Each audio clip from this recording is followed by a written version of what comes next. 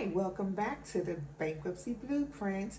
Today we're talking about what the process of filing a Chapter 7 looks like from start to finish, at least at West Law Firm.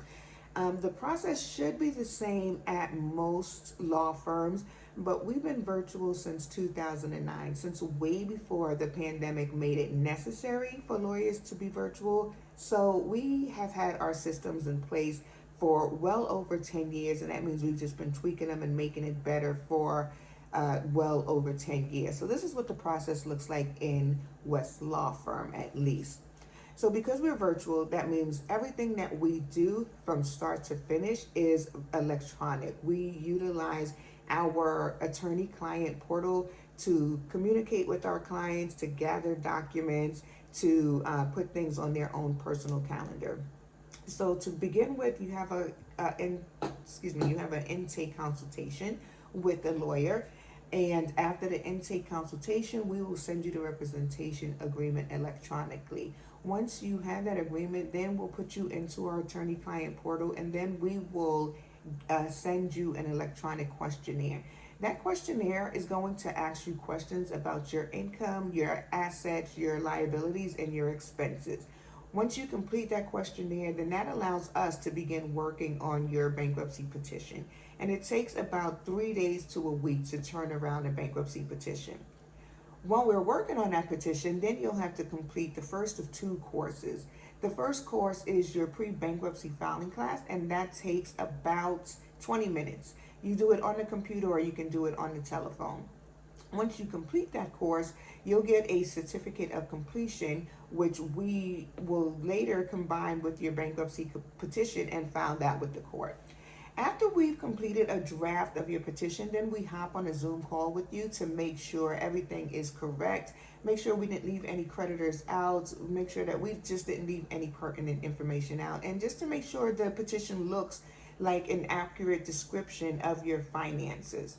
Once we complete that Zoom meeting, then we will make changes to your petition and either get it filed with the court that night or the next day.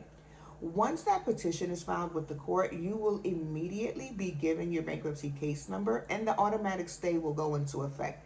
What this means is that creditors can no longer contact you because the automatic stay is in effect. If creditors were to contact you, that means that they're in violation of the automatic stay, and there are severe penalties for creditors who choose to go that route. With the automatic stay, when that goes into effect, that means that if you're being garnished, you can no longer be garnished. If your car was going to be repossessed, it cannot be repossessed at that time.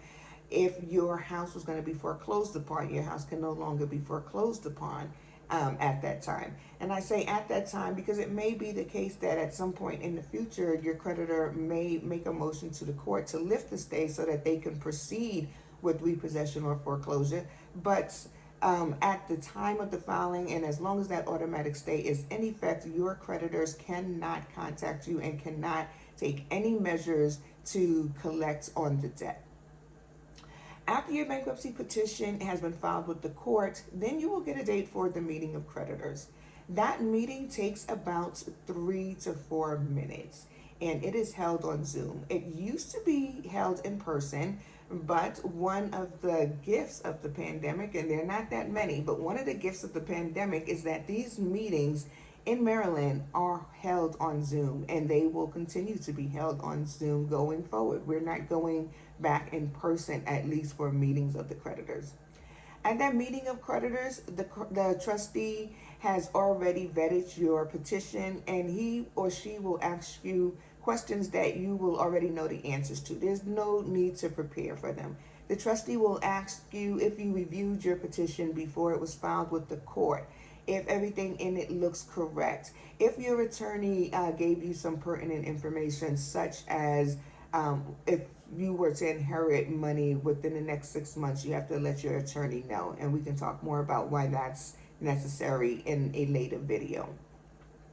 After your meeting of creditors, then you will take the second of the two classes that I mentioned.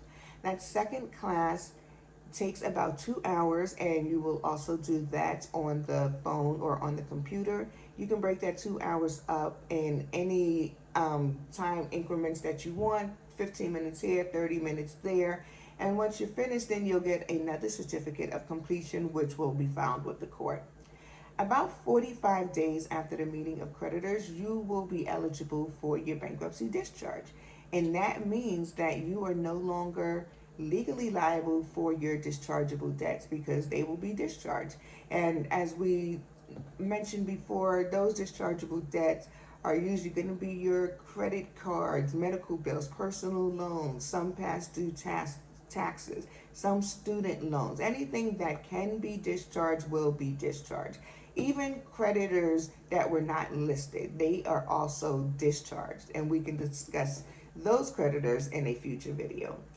So the process from start to finish takes about 3 to 4 months, and at the conclusion of those 3 to 4 months, you will get your discharge in the mail along with your final decree, and then you will have your financially fresh start. So I hope this video has been helpful. I hope it has helped to demystify the process of filing Chapter 7 bankruptcy. And if you have any questions, please leave a comment below. If you like this video and you want more content, please feel free to subscribe, and I will see you in my next video.